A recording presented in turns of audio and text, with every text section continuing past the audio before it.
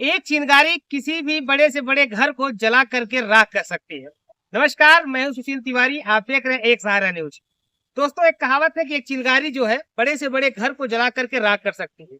ठीक उसी तरह से कबीरुद्दीनपुर गांव में आज लालता का जो साम्राज्य था, उस पर एक चिंगारी बनकर के उसी गांव के जो प्रधान है वीरेंद्र यादव, वो आज टूट पड़े हैं। उस गांव में लालता के खिलाफ किसी भी व्यक्ति की हिम्मत नहीं होती थी, किसी भी इंसान की हिम्मत ये नहीं होती थी कि लालता के खिलाफ जा करके आवाज बुलंद कर सके, कोई अपनी लड़ाई लड़ सके। जो आज पूरा गांव लालता के खौफ से डरता था, आज वो जब वीरेंद्र यादव जो गांव के प्रधान है, वो उसके साम्राज्य पर जब कार्रवाई करना चालू कर देते, एक चिंगारी बन करके उसके साम्राज्य पर आज टूट पड़े, किस तरह उसका साम्राज्य जो है ध्वस्त होता नजर आ रहा है। दरअसल हम बात कर रहे हैं कबीरुद्दीनपुर गांव के प्रधान जो लगातार जो परिवार अनुराग का परिवार है, वो न्याय की उम्मीद प्रशासन से खोता जा रहा है। जिस तरह से उसको तारीख पे तारीख मिल रही है, परिवार की उम्मीदें तो टूट चुकी हैं, लेकिन उस उम्मीदों पर एक तिनका, बोलते हैं कि डूबते को जो है तिनके का सहारा होता है, वो तिनका बन करके, वो चिंगारी बन करके प्रधान आज उस परिवार के साथ खड़ा है। और लालता का जो अवैध साम्राज्य था, जो सरकारी जमीनों पर कब्जा था, उसको अब प्रधान उस पर जो है चोट पहुंचाना चालू कर चुके हैं। जिस तरह से आपने देखा कि प्रधान किस तरह से लालता के द्वारा 40 सालों से किए हुए कब्जा, जो विद्यालय की जमीन थी, सरकारी रास्ते क्या मामला था, उस पर कब्जा वो 40 सालों से किया था, उस पर प्रधान आज बड़े ही निडरता के साथ एकदम उसके खेत पर जो है मजदूर लगा करके, जो मनरेगा के मजदूर होते हैं, उसके तहत वो चक्रोट बनवाने का काम चालू कर चुके हैं। जो विद्यालय की जमीन पर उसने कब्जा किया था, उस पर भी वो बाउंड्री वॉल बनवाने की बात कर रहे हैं। दरअसल आज हम जब इस कार्रवाई को लेकर अनुराग यादव की जो बहन है स्वाति यादव और आराधना यादव से जब हम इस पर बात किया, तो आराधना यादव ने जो कुछ कहा वो सुनेंगे तो मुझे लगता है कि आपकी आंखों से आंसू आ जाएंगे। लालता का जो पूरा परिवार है, वो आज कहीं ना कहीं सलाखों के पीछे है, जेल में अपने करनी का फल भोग रहा है, सजा काट रहा है। जिस तरह से उसने ये घिनौना कार्य किया है, जघन अपराध किया है, उसकी सजा आज वो परिवार भोग रहा है, लालता का परिवार भोग रहा है। लेकिन आज भी लालता का खौफ जो है वो अनुराग यादव के परिवार से निकलने का नाम नहीं ले रहा है। जिस तरह से अनुराधा ने बताया कि लालता के परिवार जब घर में रहता था, तो घर में वो लाइट बुझा करके रहते थे, उनको कोई देख नहीं पाता था। ठीक उसी तरह से जिस तरह से आज मकान, ये लालता का अवैध मकान जो खड़ा है, जो 40 साल के विवादों का जड़ है, और जो अनुराग यादव की हत्या का सबसे बड़ा कारण है, वो घर आज भी बरकरार है। और मैं प्रशासन के लोगों से उम्मीद यही करती हूँ, प्रशासन के लोगों से यही मांग करती हूँ, इस घर को जल्द से जल्द गिराया जाए, इस घर को नेस्तनाबूद किया जाए, जिससे हमारा हमेशा के लिए विवाद जो है खत्म हो जाए। तो अनुराग यादव की जो बहन है स्वाति यादव और आराधना यादव, जो हमने बात किया, क्या कुछ उन्होंने प्रधान को लेकर के कहा, जो प्रधान लगातार एक्टिव होकर के लालता के खिलाफ जाकर के लगातार उसके साम्राज्य पर चोट पहुंचा रहा है, उसको लेकर के आराधना ने जो कहा, स्वाति ने जो कहा, आपको सुनना चाहिए और उन तमाम प्रधानों को भी इस वीडियो को देखना चाहिए, जिस प्रधान के ऊपर भ्रष्टाचार के आरोप लगते हैं, जिस प्रधान के ऊपर लगातार ये आरोप लगता है कि तोड़ो और जोड़ो की नीति करते हैं, अपने वोट की राजनीति करते हैं। उन प्रधान को भी, इन बहनों को सुनना चाहिए।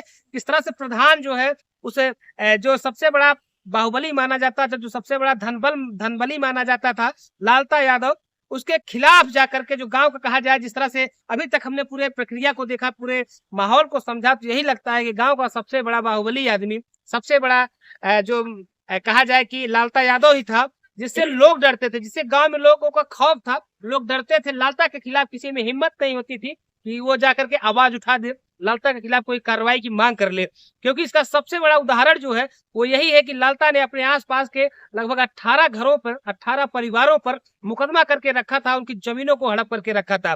तो अनुराग यादव की जो बहन है स्वाति यादव और आराधना यादव ने क्या कुछ कहा है, आप भी सुनिए।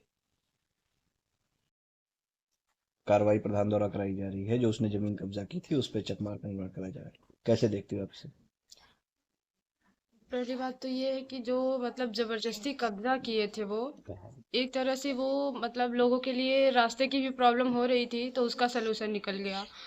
और वो मतलब इनके नहीं, मतलब दादा उदा बता रहे थे और हमारे बड़े पापा बताए आज हमको सुबह कि ये जनता जनार्दन स्कूल है, उसकी एक ही जमीन फ्रेम बनी कब्जा है किए दोनों थे की। जबरदस्ती। मतलब उस पे बुआई जुताई करवाते थे। तो आज उसको प्रधान जी द्वारा उस पे एक रास्ता निर्माण करवाया जा रहा है, रास्ते का, जिसपे लोगों को आने जाने में सुविधा भी होगी और उनका कहीं ना कहीं अब तो उनके माइंड में ये चीज़ आ रही होगी कि हमारा सब कुछ खोता चला जा रहा है। तो जिस हिसाब से वो कब्जा किए थे, अब तो वो न्याय के हिसाब से देखा जाए तो वो कहीं ना कहीं हमारे लिए उपयोग हो रही है, मतलब लोगों के लिए।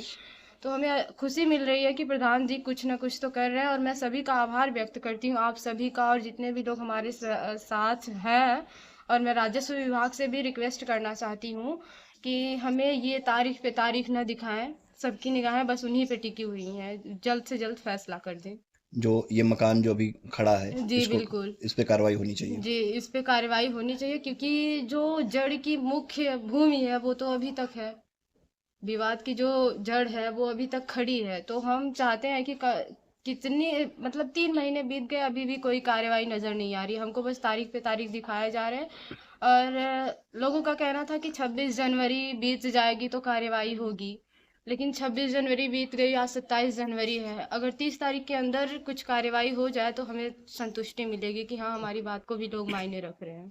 29 तारीख पड़ी है, अगली डेट जो है, तो क्या लगता है उस दिन कुछ उम्मीद की किरण नजर आ रही है? कुछ हो सकता है, या फिर तारीख ही मायूसी हाथ लगेगी? क्या लगता है? वही हम कह रहे हैं ना कि हमको उम्मीद नहीं दिख रही है, कि हमको लग रहा है कि मुझे मायूसी हाथ में मेरे आएगी, और हम ऐसे ही तारीख पे तारीख देखते जाएंगे। अगर राजस्व विभाग चाहे तो फैसला जल्द से जल्द कर सकता है, क्योंकि सब कुछ अब उनके हाथ में है, वो जो चाहेंगे वो करेंगे।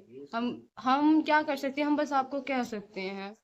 हम बस, हमारे पास उतना है भी नहीं कि हम सोर्स लगाएं उसकी तरह, 50,000 का चेक पकड़ा है, 10 लाख का चेक पकड़ा है, ऐसा हम कर नहीं सकते।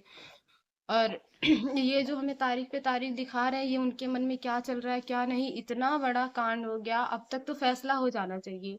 अगर किसी का घर ऐसे सरकारी जमीन में ना हो कि उसकी चक में अगर तालाब के पीछे है तो तुरंत गिरवाया जा रहा था ना, बुलडोजर चल रहा था। लेकिन मेरा भाई चला गया और ये विवाद की जड़ अभी भी खड़ी है, और उसको हम देखते हैं ना तो इतनी घुटन महसूस होती है अंदर से कि वो तो नहीं है, वो लोग यहाँ तो नहीं रह रहे हैं, लेकिन ये जो जड़ है वो अभी भी हमको देख के घूरती है। आराधना, तारीख पे तारीख मिल रही है, राजस्व विभाग से क्या मांग करोगी आप? जी, हम राजस्व विभाग से यही मांग करेंगे कि जल्द से जल्द फैसला कर दें। अभी 29 तारीख की डेट पड़ी है, तो हम उनसे ये भी अनुरोध कर सकते हैं कि अब हमें न्याय मिलना चाहिए, आप अब फैसला कर सकते हैं। क्योंकि अभी तो सारे त्योहार जैसे कि मकर संक्रांति वगैरह भी बीत गई है। अब एक लहर ऐसी भी आनी चाहिए जिससे हम लोगों को भी संतुष्टि मिले। सब लोगों ने अपना त्योहार मनाया, हम वैसे ही रोते बिलखते रह गए, हमें पता ही नहीं चला, नॉर्मल दिनों की तरह हमारा वो दिन भी गुजरा। तो हम रिक्वेस्ट करते हैं कि प्लीज इस बार आप लोग फैसला कर दीजिए, और इसका ये जो अवैध कब्जा है इस पे कार्रवाई की जाए और गिरा दिया जाए। जैसे उसने कब्जा किया था जनता जनार्दन जमीन को, स्कूल के तो लिए। वो चीज प्रधान जी के हाथ में थी, उन्होंने वो किया, और आज उस पे निर्माण भी हो रहा है, और शायद रास्ता भी है, तो रास्ता भी बनवाएंगे प्रधान जी। वैसे ही राजस्व विभाग भी अपनी कार्रवाई करके इस घर को गिरा दे तो बेहतर है। तो कैसा लग रहा है आज, जब उसने कई सालों से उस रास्ते पे कब्जा किया था, खेती कर रहा था, अब उस पे कार्रवाई होने शुरू हो गई, तो क्या लगता है कि हाँ, लोग आपके साथ खड़े हैं और लोग इंसाफ की लड़ाई में आपके साथ हैं? जी बिल्कुल, आप लोगों का मैं शुक्रिया अदा करती हूँ, और जितने भी लोग हमारा साथ दिए हैं उन लोगों का हम आभार व्यक्त करते हैं कि उन्होंने हमारा साथ दिया और आज कार्रवाई हो रही है। पर एक राजस्व विभाग से ही हमारी शिकायत है। फिलहाल तो बाकी सब प्रधान जी अपना काम कर रहे हैं, उनका बहुत बहुत धन्यवाद तहे दिल से। किंतु अभी उस चीज से हमें संतुष्टि तो नहीं मिल रही है, पर हाँ, एक किरण है कि सब आगे सही होगा, और इस घर को गिरा दे तो थोड़ा सा संतुष्टि मिल जाएगी। उसके बाद हमारा तो यही है कि उस दरोगा को छोड़ा न जाए, वरना फिर से वो लोग वही करेंगे जो पहले उनके भाई और पिता करके गए हैं। आराधना, जब आप घर से निकलती हो और इस घर को देखती हो तो क्या मन में आता है आपके? ऐसा लगता है कि जैसे अभी भी घूर रहा है, हम लोगों को अब टारगेट कर रहा है। उसको देख के ऐसा लगता है कि अभी हम लोगों को टारगेट कर रहा है, देख रहा है कि अभी तुम लोग भी उसके साथ जाओगे तभी हम ढहेंगे। ऐसा लगता है उसको देख के कि उसका जो छोटा चाचा था वो ऐसे धमकियां सरेआम दे रहा था। हम लोगों ने इतनी शिकायत व्यक्त की, उसके बाद तो हमें एक गनर दिए गए हैं। उसके बाद अभी भी जब इनके साथ जाते हैं तो थोड़ा सा सेफ्टी महसूस होता है, किंतु डर तो बना ही रहता है। कितने दिन तक हम गनर के साथ रहेंगे, कितने दिन कोई हमारी सुरक्षा करेगा। कहीं ना कहीं हमें पढ़ाई को लेकर या फिर ऐसे कुछ सिचुएशन आ जाए, हमें कहीं बाहर जाना पड़े, वहाँ कोई टारगेट करके हमें मार दे तो क्या मिलेगा हमारे माँ बाप को, या फिर उनका सहारा कौन होगा फिर। तो ये माने कि इस मकान को देखने का आपको उस मकान में लालता और रमेश का चेहरा नजर आता है कि हाँ ये वही हत्यारे हैं, जैसे खड़े हैं अभी भी और हमको घूर रहे हैं। जी बिल्कुल, वो लोग घर में जब रहते थे फिर भी बल्ब ऑफ ही रहता था उन लोगों का। अभी भी ऑफ है, मतलब है ही नहीं, तो ऐसा लगता है कि जैसे ऑफ करके वो लोग अभी भी वहां रह रहे हैं। एक डर सा रहता है एक उस डर मकान को सा देख रहता है कि रात में उधर जाते टाइम ऐसा लगता है कि नहीं वो लोग अभी भी हैं इसमें, ऐसा फील होता है हमको। के। घटना के बाद देखा जाए गांव वाले जो है आपके साथ थे, अभी गांव वालों की क्या स्थिति है? देखिए, गांव वालों को तो कुछ कह नहीं सकते हम, कुछ लोग हमारे साथ हैं, कुछ लोग उसके साथ भी हैं। तो अभी जो लोग हमारे हैं और उसमें भी हमारा कुछ लोग विरोध करते हैं, बातें हमारी सुनकर उन लोगों को पहुंचाते हैं, उन लोगों से उनका कांटेक्ट है, तो कुछ अच्छा। कहेंगे नहीं उनको, फिलहाल सब अपने फायदे में है। क्या लगता है अगर ये मकान जो है प्रधान के पावर में होता तब तक गिर गया होता? जी बिल्कुल गिर गया होता, प्रधान के पावर में होता तो कब का गिर चुका होता। तो लालता, रमेश और लालमोहन और राजकुमार उस परिवार के लिए आज भी बाहर है, क्योंकि जिस तरह का वो खौफ, वो लालता के खौफ और से वो परिवार डरा समा रहता था, वो डर आज भी कहीं न कहीं उस परिवार पर किस तरह से बरकरार दिखाई दे रहा है। सुरक्षा कर्मी तो मिला है, लेकिन कुछ समय तक मिला है, हो सकता है कुछ समय बाद सुरक्षा कर्मी को हटा दिया जाए। लेकिन आराधना ने जो बताया कि आज प्रधान की हमारे पावर होता तो मेरा प्रधान जो है इस घर को गिरवा देता। आराधना ने कहा कि आज भी मुझे डर लगता है कि जैसे कि वो रमेश जो घर है वो रमेश बन करके खड़ा है, वो लालता बन करके खड़ा है, वो राजेश बन करके खड़ा है, वो राजकुमार बन के खड़ा है, वो लालमोहन बन करके खड़ा है। अगर प्रशासन इस घर को नहीं गिराता है तो क्या पता मेरे साथ आने वाले समय में कोई और अनहोनी हो जाए, क्योंकि मेरा भाई तो जा चुका है लेकिन डर जो है वो बरकरार है। हो सकता है कि आने वाले समय में हो सकता है कि हम लोगों के ऊपर कोई आफत बन करके आ जाए। इसलिए प्रशासन के लोगों से, राजस्व विभाग के लोगों से वो हाथ जोड़ करके निवेदन करती हुई नजर आई कि सर इस पर कोई न कोई कार्रवाई, जल्द से जल्द कोई फैसला लिया जाए, जल्द से जल्द कोई कार्रवाई किया जाए, इस घर को जमींदोज किया जाए, इस घर को गिराया जाए, जिससे कि हमारा जो 40 साल का विवाद है वो खत्म हो सके। क्या प्रशासन के लोगों तक ये बहनों की आवाज पहुंचेगी, या इन बहनों की आवाज सुन करके तहसीलदार जो हैं जिसके कोर्ट में अब जो है बेदखली की कार्रवाई चल रही है, अवैध कब्जे की कार्रवाई चल रही है, उनके कोर्ट में क्या कुछ फैसला आता है? क्योंकि अब तक जो फाइल की जो प्रोसीडिंग थी वो लगभग पूरी हो गई है, लेकिन उसके बाद जो अधिवक्ताओं का चुनाव चल रहा है उसमें अगर देखा जाए तो लगातार तारीख पर तारीख, इसमें जो जल्दी की 2-3 तारीखों की बात की जाए तो पड़ती हुई नजर आ रही है। तो क्या आने वाले 29 तारीख पर तहसीलदार साहब के कानों पर जो रेखता है इस पर कोई बड़ा फैसला ले सकते हैं, क्योंकि फाइनल बहस होना ही बाकी है।